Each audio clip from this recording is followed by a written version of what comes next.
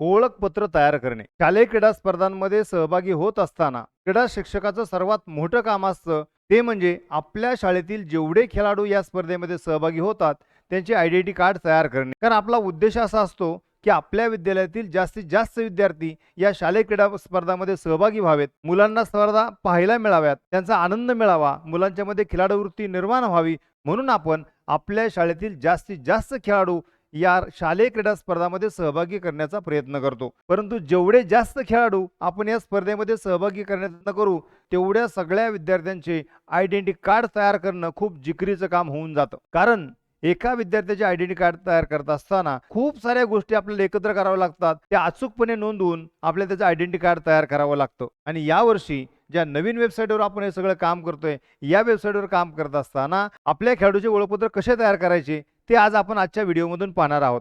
परंतु हे ओळखपत्र तयार करण्यासाठी सर्वप्रथम आपल्याला लॉग इन करावं लागेल. लॉग इन करताना सर्वात महत्त्वाची गोष्ट आहे की आपल्याकडे 2 लॉग इन आहेत. एक टीचर लॉग इन आहे आणि एक HM लॉग इन आहे. परंतु खेळाडूचे आयडेंटिटी कार्ड तयार करण्याचं काम आपल्याला टीचर लॉग इनमधून करावं लागणार आहे. कारण आयडेंटिटी कार्ड तयार करण्याचं काम हे टीचरकडे असते, क्रीडा शिक्षकाकडे असते. म्हणून आयडेंटिटी कार्ड तयार करायला सुरुवात करण्यासाठी त्या ऑप्शनमध्ये जाण्यासाठी टीचर लॉग इन करणं अत्यावश्यक आहे. चला तर मग एक टीचर लॉग इन करूयात आणि त्यामध्ये आयडेंटिटी कार्ड तयार करण्याचा आपण प्रयत्न करूयात. मी लॉग इन करतो. टीचर अकाउंट या ठिकाणी ओपन केलेलं आहे. नेहमीप्रमाणे आपल्याला क्रीडा स्पर्धा व्यवस्थापनमधील ओपन डॅशबोर्डमध्ये जावं लागेल. जसे आपण ओपन डॅशबोर्डला क्लिक करणार आहे, या टीचर अकाउंटमध्ये लेफ्ट साईडला आपल्याला पाहायला मिळेल क्विक ॲक्शन्स आणि क्विक ॲक्शन्समध्ये आपल्याला पाहायला मिळतंय प्राथमिक नोंदणी की जी आपण केलेली आहे. त्यानंतर महत्त्वाचा घटक आज आपण पाहत आहोत तो म्हणजे ॲथलीट बल्क अपलोड. हा यावर्षी आपल्याला नवीन घटक दिसत असेल, ॲथलीट बल्क अपलोड. एकापेक्षा जास्त खेळाडूंची माहिती आपण एका क्लिकवरती या वेबसाईटला अपलोड करू शकणार आहोत. ॲथलीट बल्क अपलोड या ऑप्शनचा उपयोग करायचा कसा ते आपण पाहूयात. ॲथलीट बल्क अपलोड याला आपण क्लिक करूयात. जसे आपण ॲथलीट बल्क अपलोडला क्लिक करतो अशा प्रकारचा इंटरफेस आपल्याला या ठिकाणी पाहायला मिळेल. याच्यामध्ये काय आहे, बल्क अपलोड ॲथलीट रजिस्ट्रेशन. ॲथलीटच्या रजिस्ट्रेशन करण्यासाठीची माहिती आपण या ठिकाणी बल्कमध्ये अपलोड करणार आहोत. ही माहिती भरण्यापूर्वी आपल्याला एक सर्वात महत्त्वाचं काम करावं लागेल. वरती एक ऑप्शन आपल्याला दिसत असेल डाउनलोड टेम्पलेट. डाउनलोड टेम्पलेटमध्ये आपण गेल्यानंतर जर आपण ते टेम्पलेट डाउनलोड केलं तर आपल्याकडे एक नमुना एक्सेल शीट मिळणार आहे. नमुना एक्सेल शीट म्हणजे काय, या वेबसाईटला एका वेळेस अनेक खेळाडूंची अपलोड करण्यासाठी ती माहिती ज्या फॉर्मॅटमध्ये आपल्याला या वेबसाईटला द्यायची आहे त्याचं एक ब्लँक फॉर्मॅटचं एक्सेल शीट या ठिकाणी आपल्याला सर्वप्रथम डाउनलोड करून घ्यायचं आहे आणि त्याच फॉर्मॅटमध्ये आपण आपल्या खेळाडूंची माहिती या ठिकाणी अपलोड करायची आहे. म्हणजे जेवढ्या खेळाडूंची माहिती आपण अपलोड करू तेवढ्या खेळाडूंचे आयडेंटिटी कार्ड्स एका वेळेस तयार होणार आहेत. मग आपण हे टेम्पलेट डाउनलोड करून पाहूयात. डाउनलोड टेम्पलेटला आपण जसंही क्लिक करतो आपल्यासमोर एक फाईल या ठिकाणी आपल्याला डाउनलोड झालेली दिसेल. ती फाईल आपण ओपन करूयात.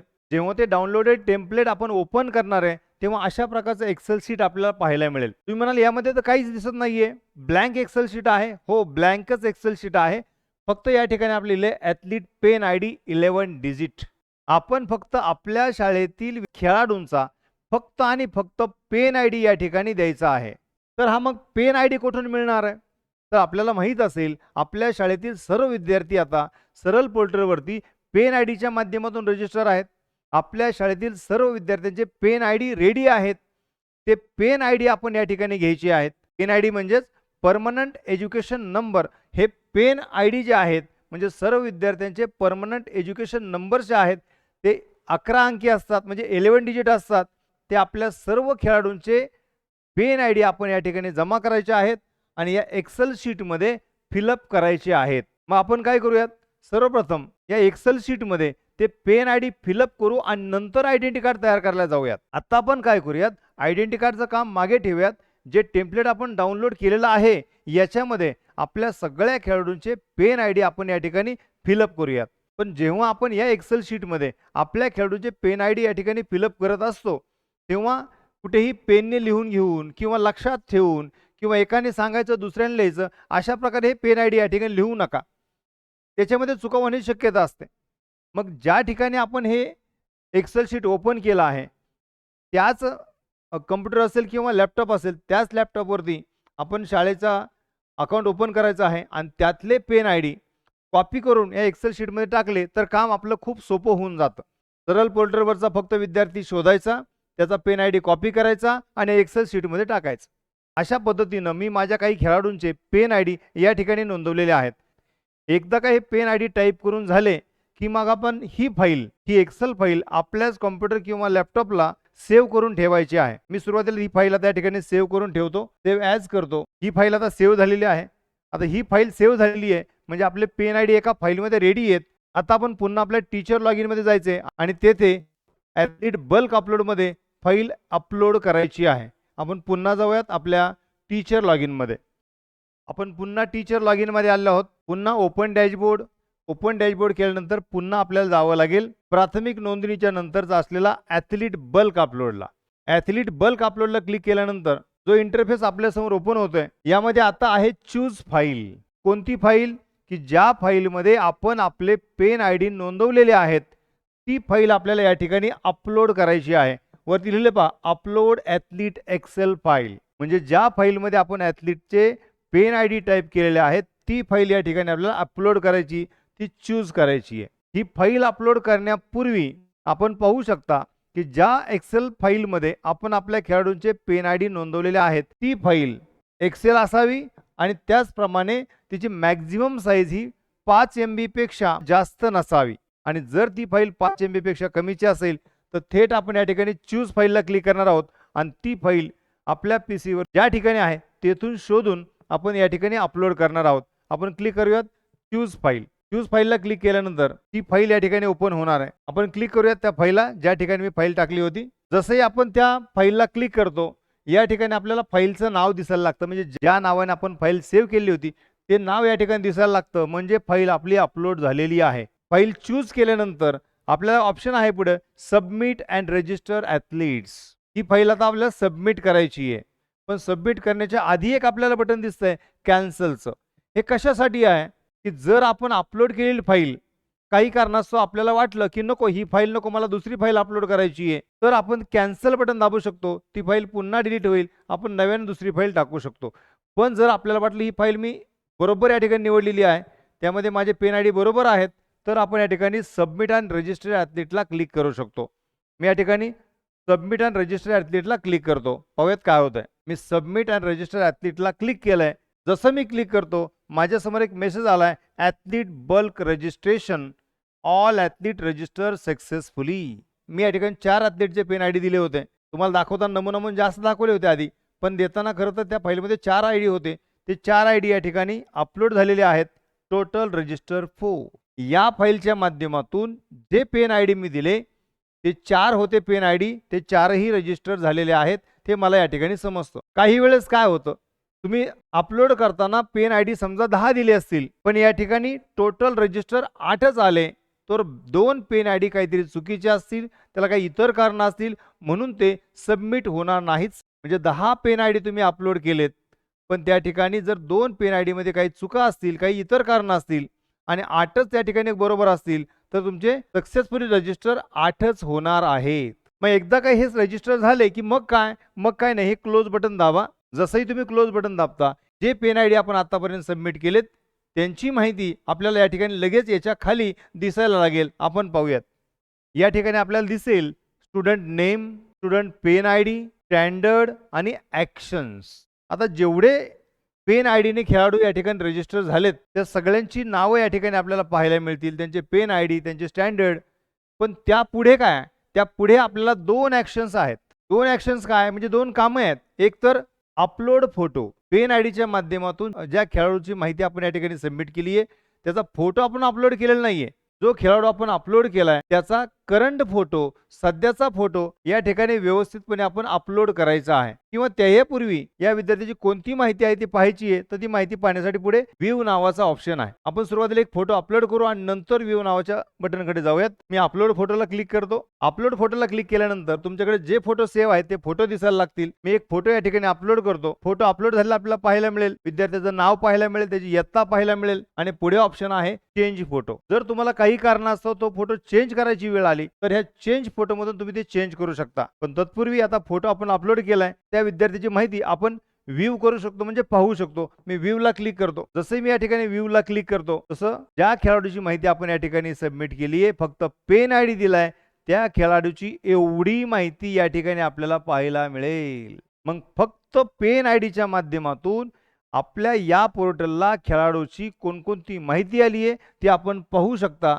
पेन आयडी आहे, फर्स्ट नेम आहे, लास्ट नेम आहे, जेंडर आहे, डेट ऑफ बर्थ आहे, स्टँडर्ड आहे, स्कूल नेम आहे, डिव्हिजन आहे, district, taluka, mother's name, father's name, UDIS code आहे, आधार नंबर आहे, मोबाईल नंबर आहे, ईमेल आयडी आहे, पिन कोड नंबर आहे.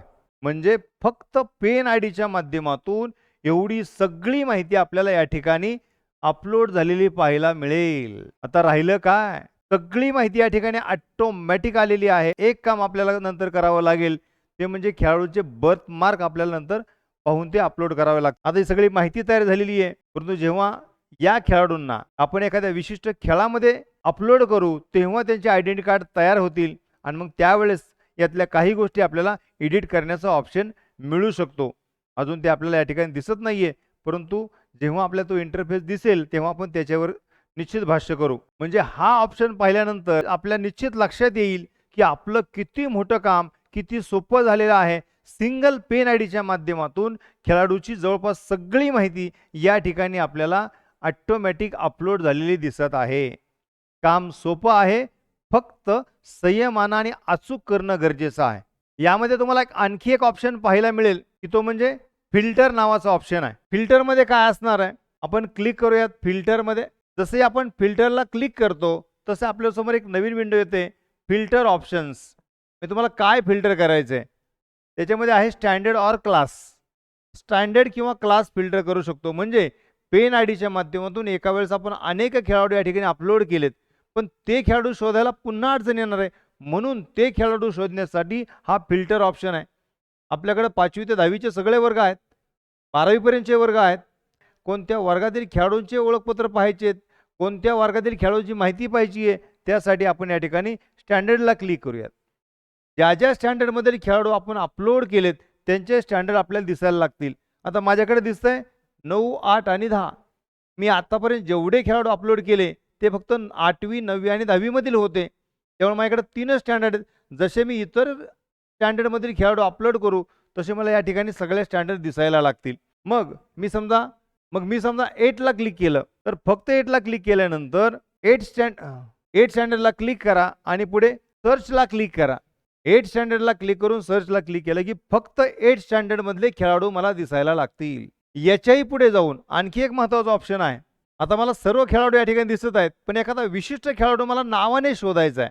या ठिकाणी आपल्याला सर्वात पॉवरफुल एक ऑप्शन पाहायला मिळेल, तो म्हणजे सर्च नावाचा.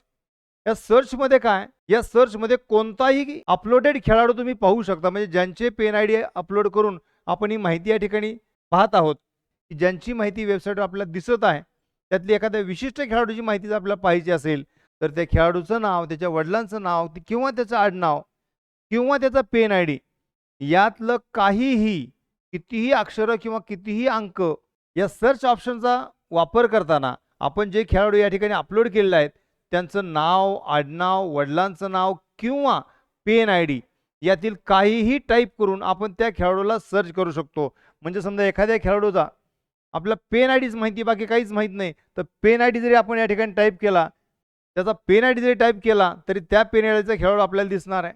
त्याचं नाव टाईप केलं तरी त्या नावाचा खेळाडू आपल्याला दिसणार आहे. त्याचं आडनाव टाईप केलं तरी त्या आडनावाचा विद्यार्थी आपल्याला दिसणार आहे.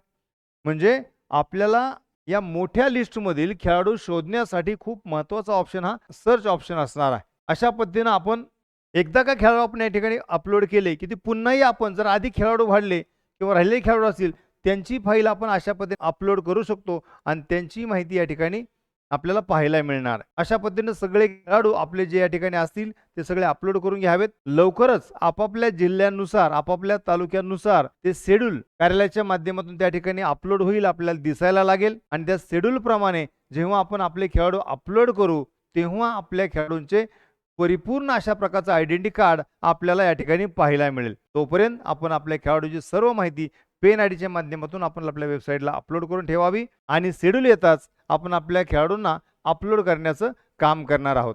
या स्पर्धा होत असताना प्रत्येक जिल्ह्याचं आणि प्रत्येक तालुक्याचं शेड्यूल हे वेगवेगळं असणार आहे. मी पुणे जिल्ह्यातून आहे, मी पुणे जिल्ह्याचा टाइम टेबल रेफर करणार आहे. परंतु आपण जर वेगळ्या जिल्ह्यातील असाल तर तुम्ही माझ्या गाईडलाईन न पाळता तुम्ही तुमच्या जिल्ह्यातील जे शेड्यूल आहे, तालुक्याचं जे शेड्यूल आहे ते आपल्या कार्यालयाशी संपर्कात राहून तेथून ते शेड्यूल मिळवावं आणि त्याप्रमाणे कार्यवाही करावी. मी फक्त खेळाडूची आयडेंटिटी कार्ड तयार करताना, तुमची शाळेची प्रवेशिका भरताना, शाळा नोंदणी करताना किंवा इतर काय काम करताना या नवीन वेबसाईटवर आपले क्रीडा शिक्षकाचे काम कसे करावे ह्याची मदत तुम्हाला करण्यासाठी मी हे व्हिडिओ तयार करत आहे.